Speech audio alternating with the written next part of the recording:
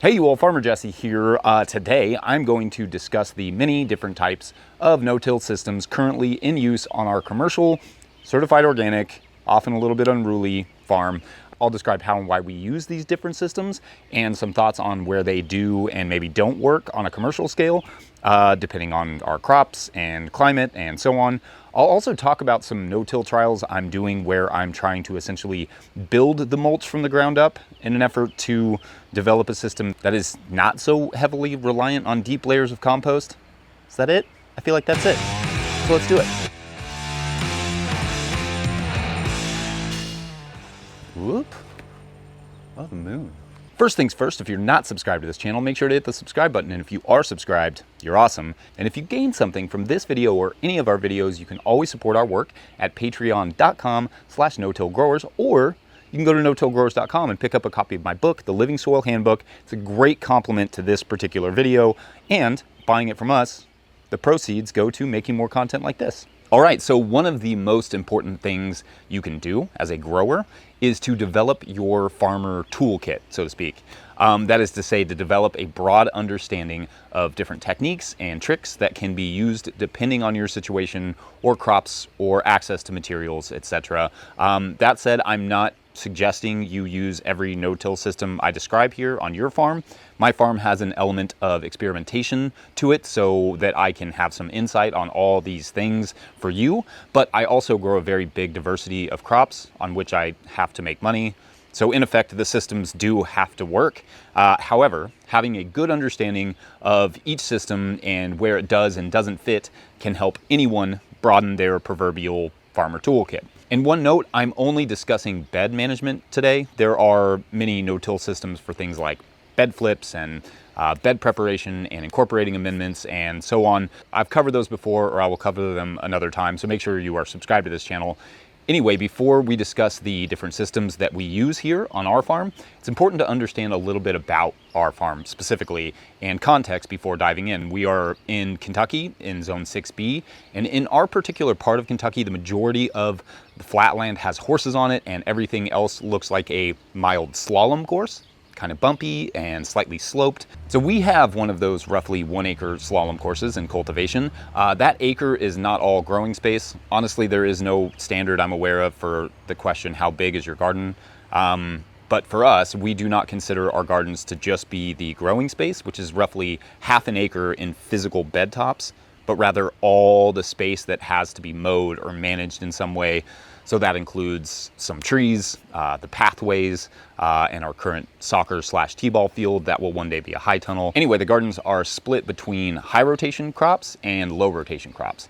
This part is important. High rotation crops consist of carrots, lettuce, green onions, beets, summer squash, and other crops that are in that sort of 60-ish days to maturity or less. The low rotation plots would be things like potatoes, garlic, sweet potatoes, popcorn, winter squash, and so on. So each section uses its own no-till systems. Let's start with the high rotation plots. For the high rotation plots, that would, be the faster growing high profit crops I mentioned. We originally set them up with a deep compost mulch system, or no-dig system as is often referred. This means that we mowed the grass, rolled out some paper mulch, and covered the beds with about 3 yards of compost per 50-foot by 4-foot bed. So essentially several inches deep. We also did some lasagna-style beds with hay as the base, and those did fine, really. Not a true lasagna, like not multiple layers, but essentially we just did one thick layer of hay and covered that with a 4 to 6 inch layer of compost. I don't know that I would recommend using hay for this per se, but at the same time, we have not seen a greater presence of weed seed or anything in those beds, and the hay lasagna beds grew some amazing garlic last year. So straw is still probably a better carbon option, but it did work. Anyway, we will allow those to sit for as long as we can before planting, and then we plant. So that's the system. and it works fairly well across contexts. It's very low in weed pressure and easy to plant all season, including the winter. Though because it's dark, the surface can get very hot in hot climates, so perhaps shade cloth should also be employed to help protect crops in warmer regions. Note that not all compost is created equal, so make sure to do a fair amount of research, seriously, to make sure you're getting something worthwhile. Honestly, can't emphasize that enough. I dedicate an entire chapter to compost in the no-till garden in my book for that reason, and maybe that could be helpful. Something I'm not going to discuss in this video is the living pathways that you can see there around our intensive beds. Don't get me wrong, I always want to talk about them, but you can search our channel for living pathway videos, or watch this recent one here, or subscribe too, because there will no doubt be more videos like that. I will say though that we generally do not employ living pathways in the low rotation plots, because that is where vining crops like winter squash and sweet potatoes like to venture. And so the slow rotation plots are not conducive to living pathways in general. So deep compost is how we set up those high rotation beds. But we mainly actually maintain them with a second system, which is basically a shallow compost mulch. This means that we will add a little compost every year, but we're not trying to get it back to a really deep layer. We do see a slight uptick in weed pressure by reducing the compost, but the trade-off is that the moisture retention right around the root zone is better for us, which is better for the soil. This is primarily because the bulk compost that we have access to here is very carbonaceous. That is to say, it's just very mulchy, which means that it holds water really well in the native soil like a mulch, but does not itself retain much moisture.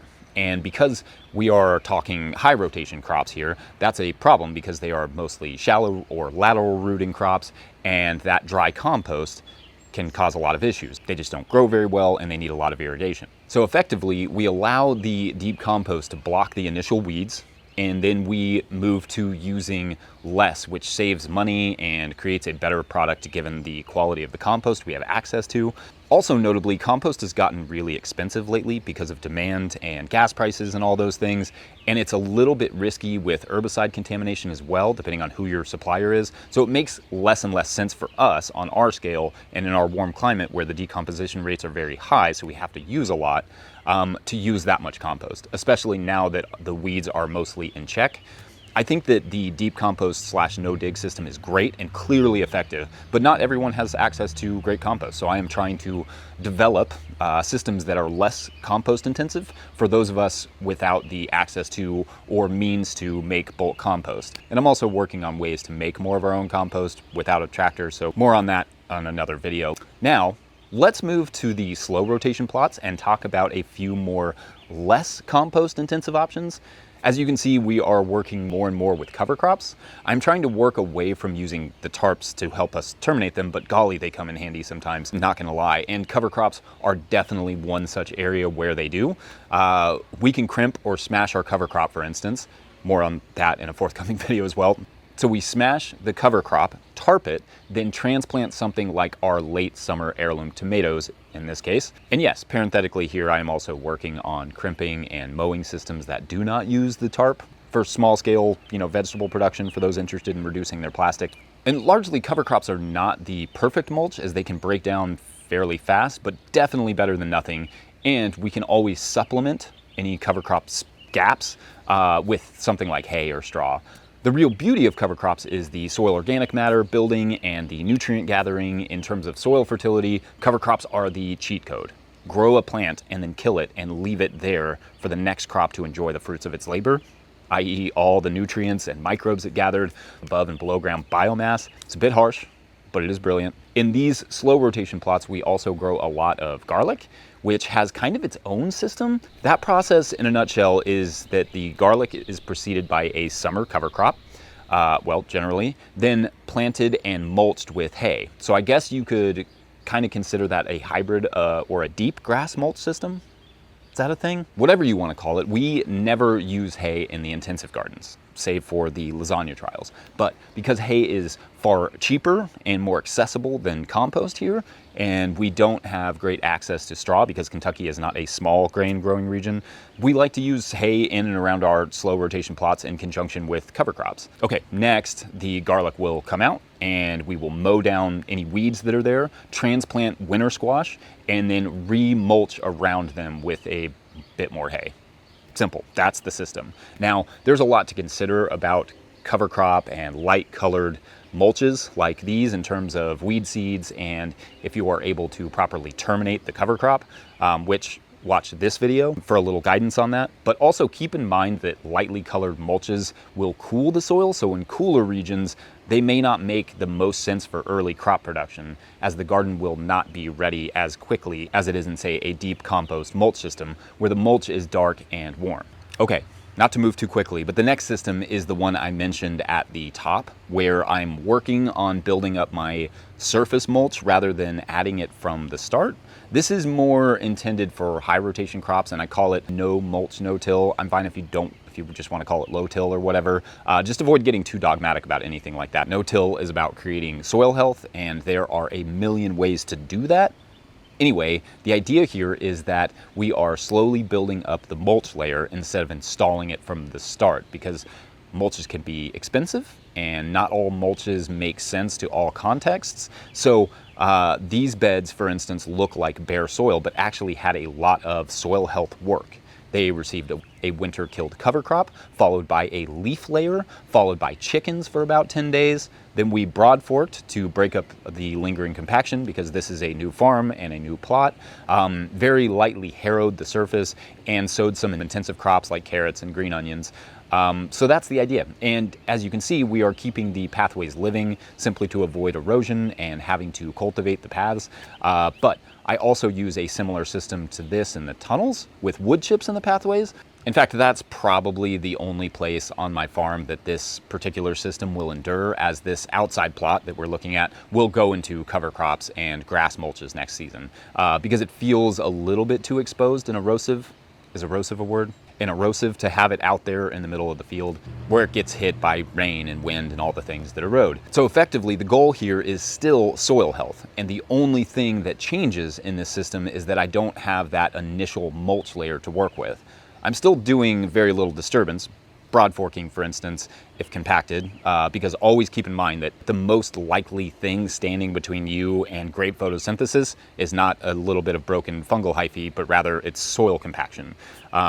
And so I'm addressing compaction, and I'm raking or possibly harrowing the surface. So as little disturbance as possible, and trying to use as much good nutritional compost as I can, with other available organic matter like leaves, but not a heavy mulch from the start. This is not my favorite method aesthetically, because I've grown accustomed to the look of a nice dark mulch, and it will take several years to get the mulchy surface established with leaves and lighter applications of compost. But the crops have been fantastic. So yeah, still tinkering and looking for every good option for people who, kind of like me, straight up do not have access to yards and yards of worthwhile compost at a price that makes sense, and I can't make my own. I don't have a tractor or the space. I do still prefer a light compost mulching, but this is effective so long as you just keep it planted as much as possible and get as much organic matter involved as you can. Okay, I think that's good for now. Let me know your thoughts or questions you have about no-till systems. I don't need to know all of your thoughts.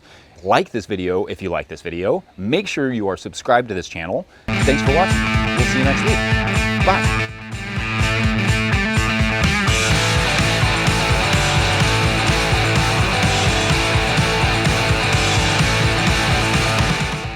This fog is awesome. It's like 6:21 a.m. Yeah.